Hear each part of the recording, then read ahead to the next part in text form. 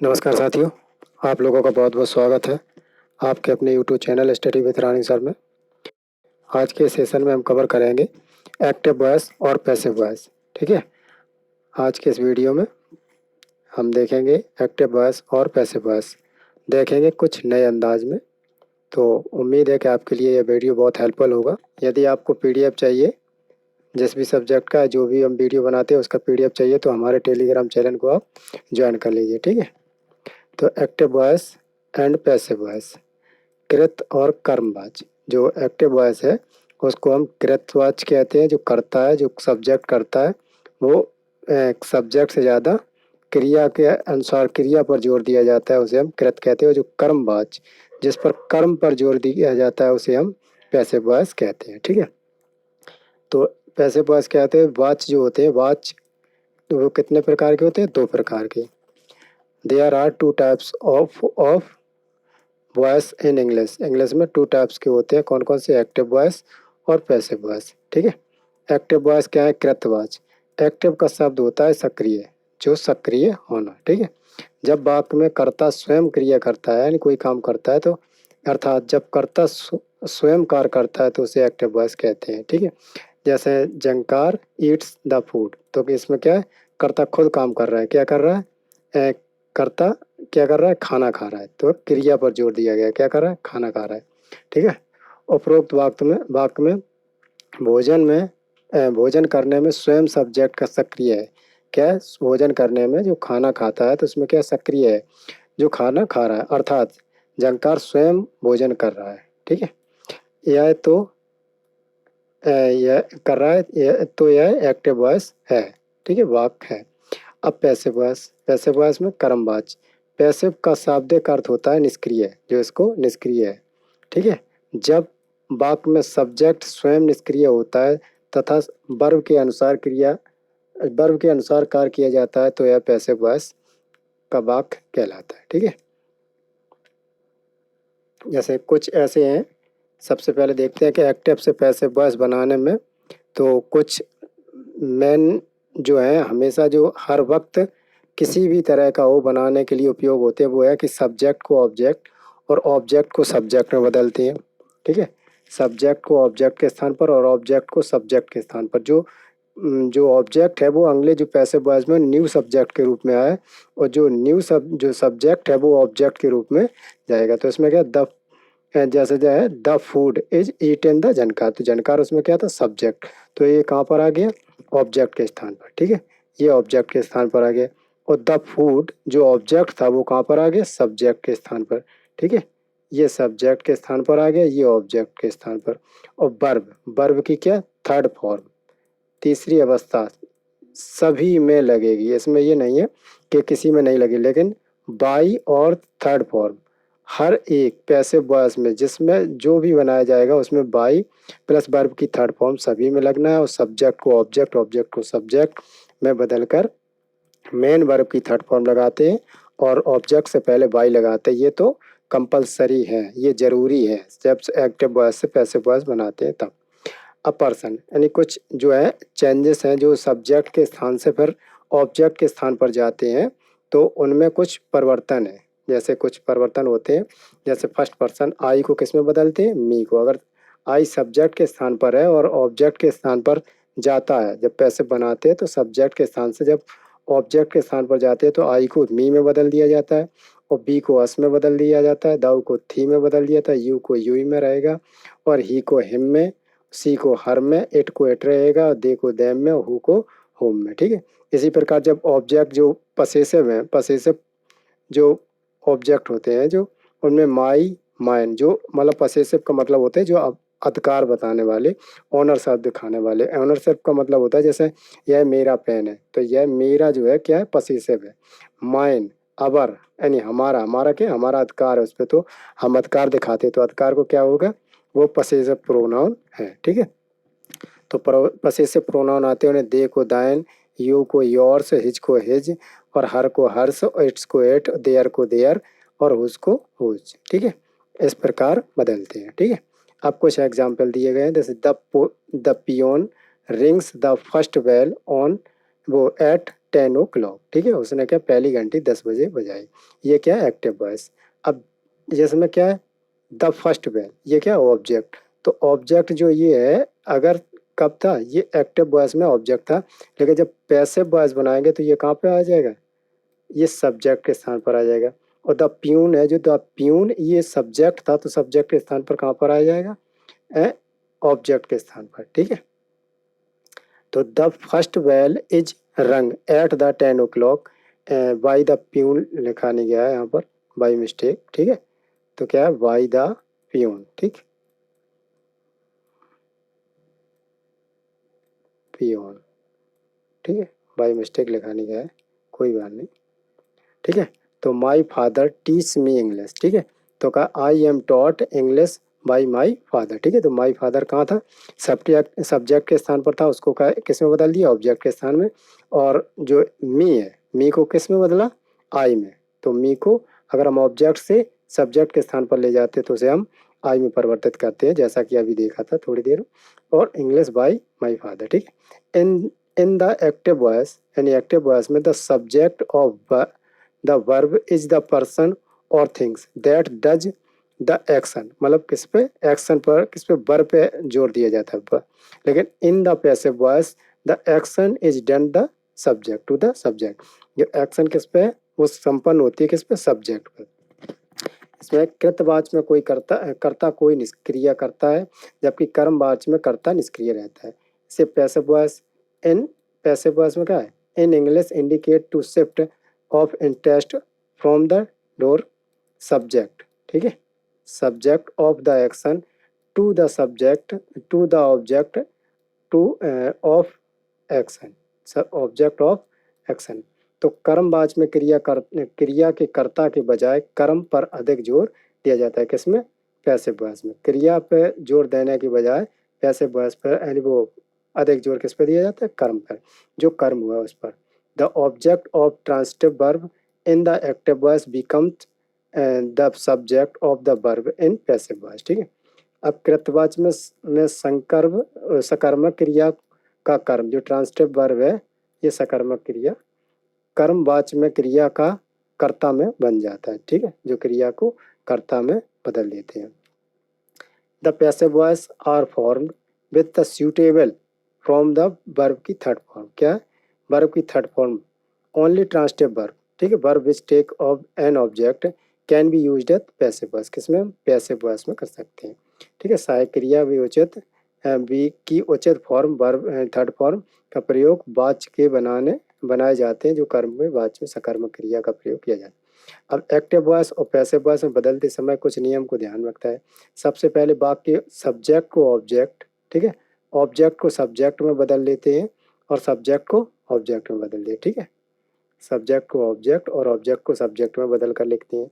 Subject के तुरंत बाद में कर्ता के अनुसार हेल्पिंग वर्ब, जो भी कर्ता जब जो ऑब्जेक्ट से गया है, जो ऑब्जेक्ट से में था वो सब्जेक्ट के स्थान पर आ गया है, तो उसके अनुसार क्या लगाते हैं, हम हेल्पिंग वर्ब लिखते हैं। ठीक, फिर वर्ब की थर्ड फॉर्म लगाते हैं, वर्ब की थर्ड फॉर्म। ठीक है, यदि आवश्यक हो तो बाई भी लगाते हैं। ठीक, जो हमने बताया था अभी कि बाई, यानी ज़्यादातर बाई जो एक तरीके से बहुत यूज होता है हर टेंस में, जो हर सेंटेंस में बाई का यूज होता है, जो एक्टिव से पैसिव वॉइस बनाते हैं। लेकिन कुछ ऐसे सेंटेंस हैं जिनमें नहीं होता है। ठीक है, तो अंत में सब्जेक्ट को ऑब्जेक्ट में बनाकर लिख देते हैं। ठीक है, तो पैटर्न ऑफ पैसिव वॉइस, जो पैटर्न है पैसिव वॉइस का पैटर्न है तो क्या है, पहले ऑब्जेक्ट, जो इधर से जो सब्जेक्ट था वो पहले कहाँ है, ऑब्जेक्ट में। लेकिन और जो सब्जेक्ट था वो आ गया ऑब्जेक्ट में, और सब्जेक्ट जो पहले था वो जो यहाँ पर दिखा रहा है क्या, ऑब्जेक्ट। ठीक है, ऑब्जेक्ट ये कहाँ पर आ गया, सब्जेक्ट के स्थान पर, और जो सब्जेक्ट था वो कहाँ पर आ गया, ऑब्जेक्ट के स्थान पर, जो ये दिखा रहा है।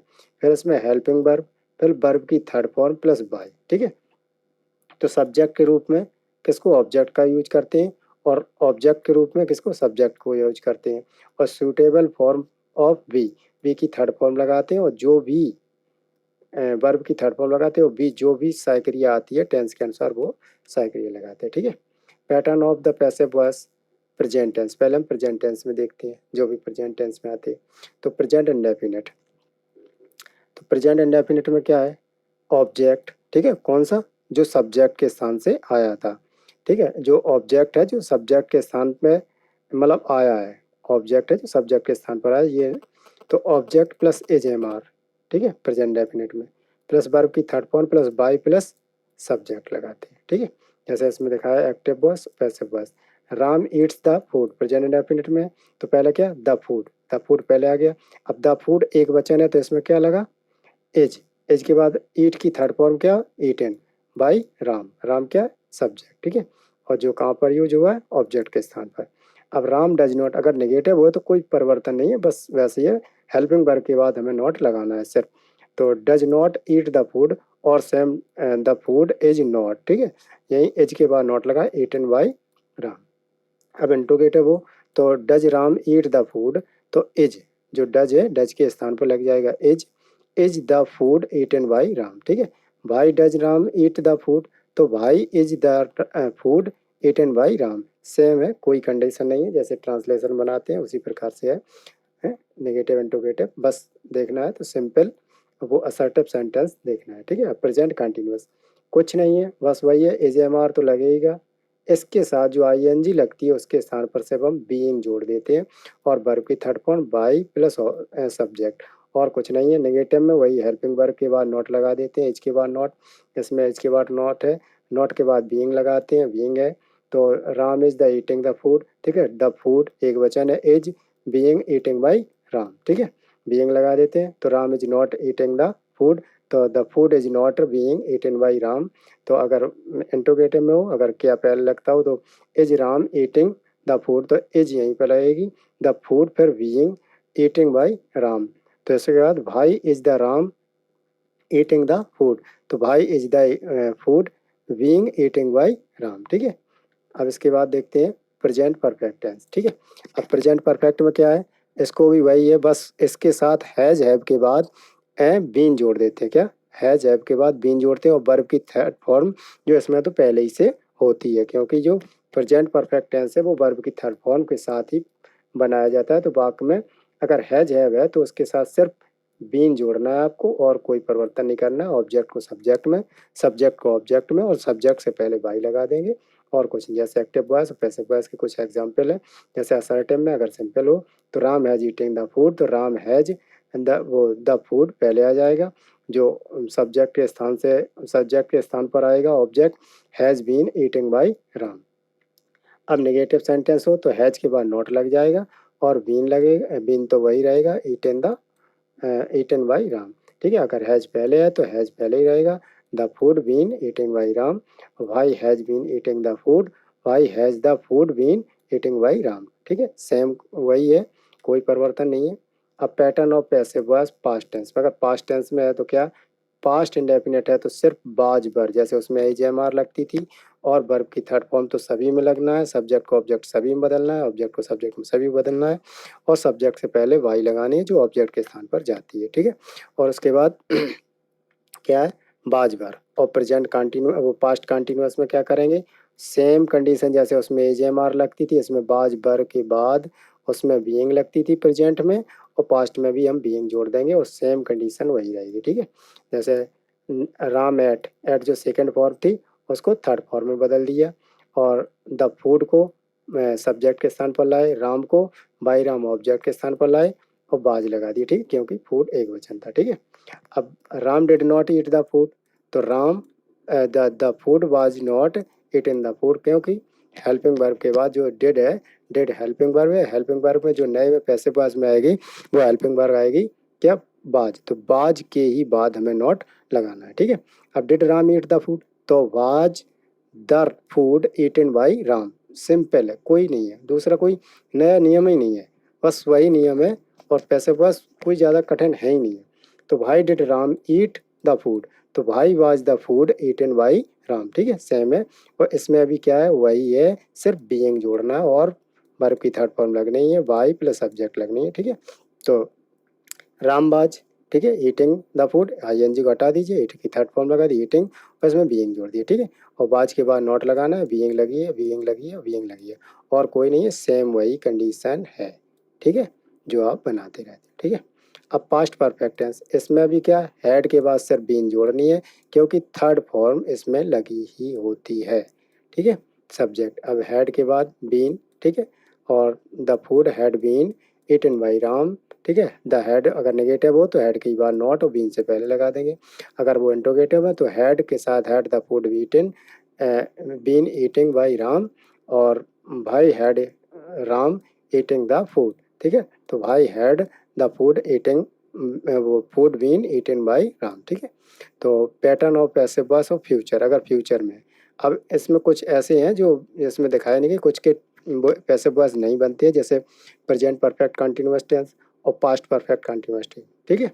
अब इसमें फ्यूचर इंडेफिनिट का बनता है, फ्यूचर परफेक्ट का बनता है, और बाद बाकी के नहीं बनते। केवल 8 टेंस के पैसिव वॉइस बनते हैं और 4 टेंस के पैसिव वॉइस वो नहीं बनते, ठीक है। 4 टेंस नहीं, 4 ट्रांसलेशन के जो उपवर्ग होते हैं, उप टेंस होते हैं, ठीक है। तो फ्यूचर इंडेफिनिट, फ्यूचर इंडेफिनिट में क्या, विल और सेल के बाद सिर्फ वी लगाना है और सेम कंडीशन वही है, ठीक है। Ram will eat the food, तो the food will be eaten by Ram, ठीक है। Ram will not eat the food, तो the food will not be eaten by Ram, ठीक है। Will Ram eat the food, तो will the food be eaten by Ram, same है, वही है, कोई दिक्कत नहीं है, ठीक है। अब देखते हैं फ्यूचर परफेक्ट टेंस, इसमें भी क्या है, फ्यूचर परफेक्ट टेंस में जो 8वां है, इसमें भी सेम कंडीशन है, विल हैव या सेल हैव के बाद हमको क्या लगाना, बीन और वर्ब की third form by plus subject, और कुछ नहीं है। Ram will have eaten the food, इसमें थर्ड फॉर्म लगी होती है, तो the food will have been eaten by Ram, ठीक है। राम विल नॉट, तो विल के बाद नॉट, हैव बीन के से पहले, will Ram have eaten the food, तो विल द फूड बीन वो है बीन ईटिंग बाई राम, ठीक, सेम कंडीशन है।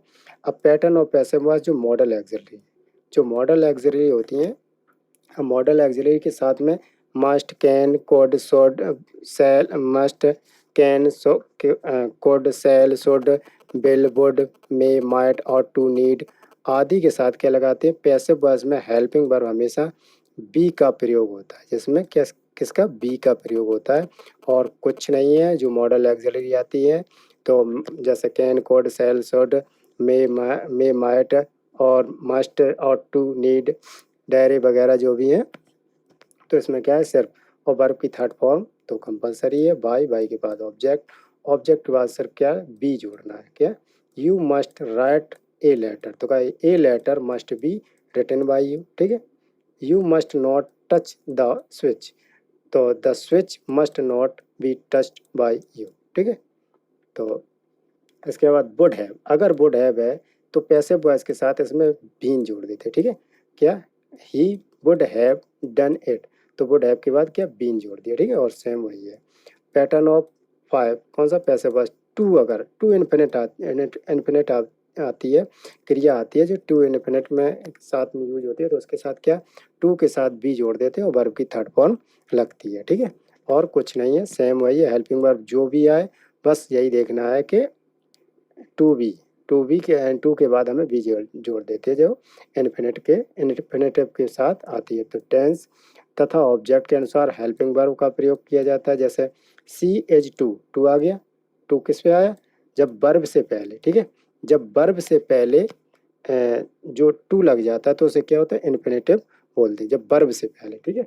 कभी कहीं आगे यूज होता है, कहीं बीच में होता है, कहीं टेंस के अंदर होता है, तो सिर्फ यही ध्यान रखना, जब वर्ब के आगे अगर टू लगता है तो वो इन्फिनेटिव होता है, ठीक है।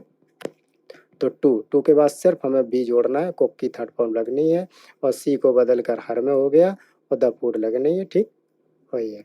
अब pattern of passive voice imperative sentence, जैसे इम्परेटिव सेंटेंस होते हैं जिनमें हमेशा कर्ता छुपा हुआ होता है, जैसे सिट डाउन है, कम हियर, गो देयर, तो ऐसे वाक्यों को क्या, इम्परेटिव है, नहीं, आज्ञा या प्रार्थना सूचा है, प्लीज सेट डाउन, ठीक है, तो इसमें प्लीज आज्ञा, ऑर्डर देने पर सूट हिम, तो ऑर्डर देते हैं, तो इसमें क्या, इम्परेटिव सेंटेंस के प्रकार बनते हैं। तो इम्परेटिव सेंटेंस में क्या, आज्ञा देना है, प्रार्थना करना होता है, ठीक है।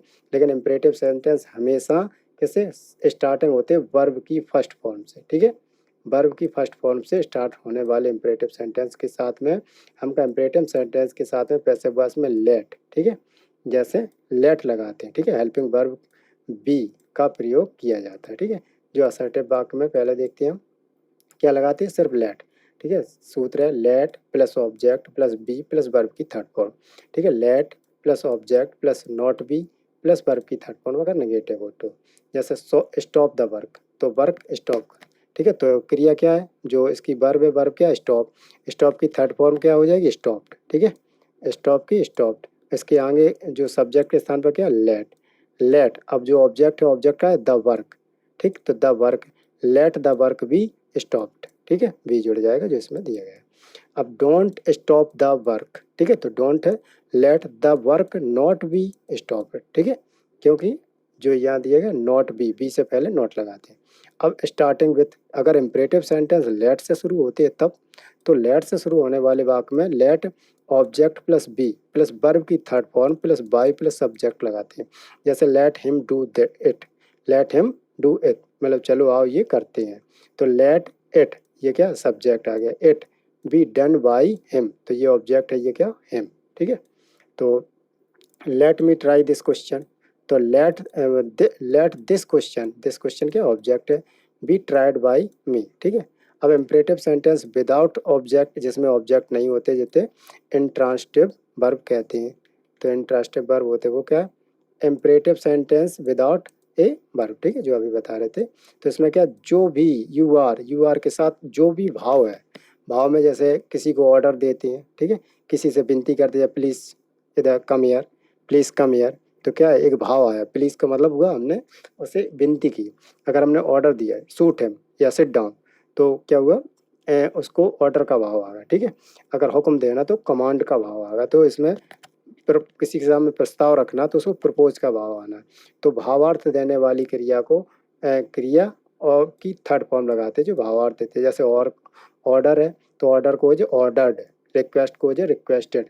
टू के साथ एक्टिव वॉइस का वाक्य ज्यों का त्यों रख देते, और कोई उसमें बदलते नहीं है, ज्यों का त्यों ही रख देते। जैसे भाव देने वाले वाक्य की क्रिया निम्न, जैसे आज्ञा तो ऑर्डर्ड, हुक्म कमांडेड, विनती करना क्या हो रिक्वेस्टेड, सलाह देना क्या एडवाइस, सुझाव देना सजेशन या सजेस्टेड, प्रस्ताव देना प्रपोज करना। ठीक है, प्रपोज्ड।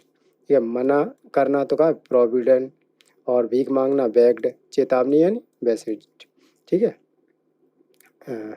तो इसके साथ प्लीज़ कीप क्वाइट, क्या शांत हो जाए, ये क्या है, प्लीज़ कीप क्वाइट। तो प्लीज़ है, तो प्लीज़ के साथ में क्या लगा है, रिक्वेस्ट कर रहा है, यानी विनती कर रहा है। तो इसमें कहा you are requested to keep quiet. ठीक, जो टू लगाने के बाद वही सेम टू सेम ज्यों का त्यों रख देते हैं जो वाक्य था। ठीक है, the take milk and fruit daily, यानी टेक मिल्क दूध और फ्रूट डेली लीजिए। तो कहा यू आर एडवाइज, यानी आपने क्या दिया, हमें एक सलाह दी, to take milk and fruit daily. ठीक है, कोई दिक्कत नहीं है।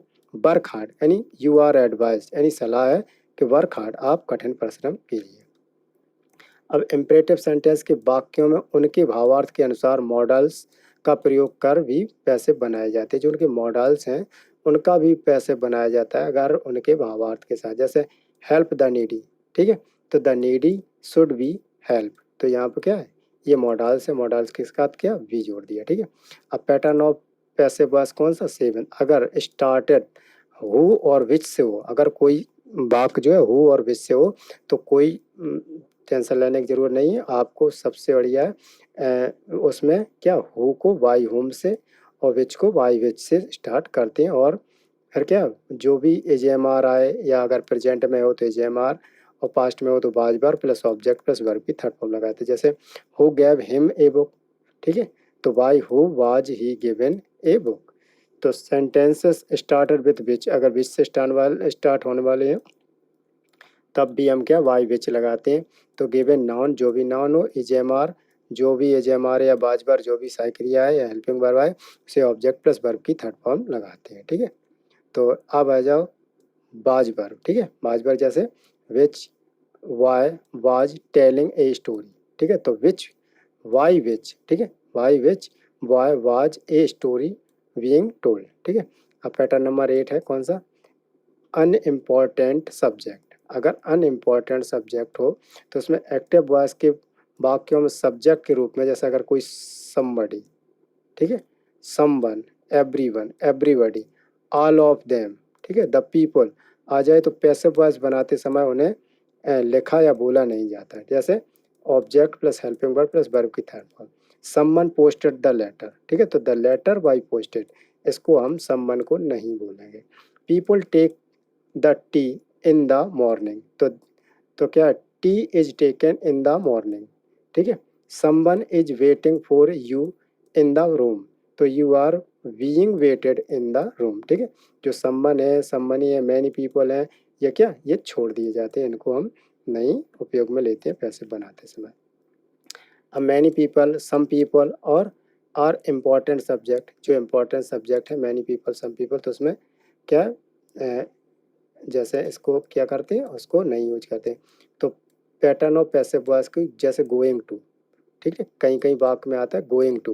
गोइंग टू जो होता है उसको क्या करते हैं, सब्जेक्ट, जो ऑब्जेक्ट और फिर जो हेल्पिंग वर्ब है प्रेजेंट की या पास्ट की, फिर उसको गोइंग टू भी, ठीक है, गोइंग टू के साथ सिर्फ बी जोड़ते हैं वर्ब की थर्ड फॉर्म बाई सब्जेक्ट, और कोई वो नहीं है। तो we are going to win the match, तो the match is going to be won by us, ठीक है, वर्ब की थर्ड फॉर्म है। We are going to play the football, तो the football is going to played by us, ठीक है। अब pattern number क्या, 10 passive voice. Object followed by ed, अगर कहीं पर किसमें एनी का आ जाए, अगर फॉलोड एनी शब्द आ जाए तो एनी को किस में हम यूज करते हैं, नेगेटिव में, ठीक है। एनी शब्द को हम किसमें, नो में बदल जाते हैं, किसमें, जब पैसे बनाते हैं। एक्टिव वॉइस के वाक्यों में ऑब्जेक्ट के पूर्व एनी आ जाए तो क्या, एनी को नो में बदल लेती है, पैसिव वॉइस में नॉट नहीं लगाते। He does not buy anything, ठीक है, तो nothing is bought by him, ठीक है। और इसके बाद है pattern number 10, object by followed, अच्छा वही है, ये लिखा है, ठीक, वही है। अब देखते हैं हम पैटर्न नंबर 11, तो without subject and with that close के साथ जिसमें सब्जेक्ट ना हो, तो एक्टिव वॉइस के वाक्य जिनमें ऑब्जेक्ट नहीं होता, दैट क्लोज आया हो, तो क्या दैट से पूर्व आने वाली क्रिया के अनुसार पैसिव वॉइस बने, जो दैट से पूर्व आई हो क्रिया उसके अनुसार बनाते, जैसे इट, फिर एज, वाज, विल बी, या जो भी हो हेल्पिंग वर्ब, फिर वर्ब की थर्ड फॉर्म, फिर दैट क्लोज जो भी आया हो उससे इट से शुरू करते, जैसे दे हो दैट इट विल रैन, ठीक है। तो इट जो है दैट के बाद जो क्या है, इट, तो इट को स्टार्ट करते, it is hoped that it will rain, ठीक है। People say that health is wealth, ठीक है, तो इट, दैट के बाद क्या है, it is said that health is wealth. Nobody knows that how vast the space is. तो it is not known that how vast in space is, ठीक है। पैटर्न ऑफ पैसिव वॉइस का special case है, इसमें 12 number cases है, तो pattern है, तो स्पेशल केसेस, जब स्पेशल केसेस पैसिव वॉइस बनाते समय कुछ वर्ब के बाद निश्चित और प्रपोजिशन का प्रयोग किया जाता है, जैसे एट एंड थॉटिस यानी चकित रहना, ठीक है, और सरप्राइज्ड मतलब चकित किया, अलार्म्ड मतलब चकित किया, शॉक्ड मतलब चकित किया के बाद एट का प्रयोग किया जाता है। जब ऐसे वाक्य आ जाते हैं, वो शब्द आ जाते हैं, तो उसको क्या करते हैं, उसमें एट का प्रयोग करते हैं। द न्यूज शॉक्ड मी, ठीक है, तो I was shocked at the news. His victories astonished us, तो we are astonished at the victories, ठीक है। तो फिर का विथ थर्ड, विथ ट्राइड मतलब अगर थका हुआ, क्या, विथ ट्राइड, सेटिस्फाइड मतलब संतुष्टि, चार्म मतलब आकर्षक, तो डिस्गस्टेड मतलब अप्रसन्न के बाद विथ का प्रयोग किया जाता है, किसके, विथ का प्रयोग किया जाता है। जैसे the long journey tried me, तो ट्राइड के साथ क्या, tried with long journey. You are service satisfies to me, तो क्या, I am satisfied with your service, ठीक है। अब प्लीज्ड और डिसप्लीज्ड के बाद भावार्थ के अनुसार विथ या एट का प्रयोग किया जाता है, जैसे ही प्लीज्ड देम, वो उन पर प्रसन्न था, they were pleased with them, तो योर विट प्लीज्ड हिम, तो he was placed at your wit, ठीक है। तो फिर क्या, इन द इंटरेस्टेड के बाद इन का प्रयोग करते हैं, इन जो इंटरेस्टेड हो तो इनके पास, जैसे पोएट्री इंटरेस्टेड मी, ठीक है, तो I am interested in poetry, क्या, इसमें पोएट्री इन जोड़ दिया, ठीक है। टू के साथ टू, नॉन के बाद टू का प्रयोग किया जाता है, जैसे ही नोज मी, तो I am knows to him. ठीक है, इसी के साथ ये सेशन समाप्त हुआ। नमस्कार, उम्मीद है कि आपको बहुत अच्छी तरह समझ आया होगा और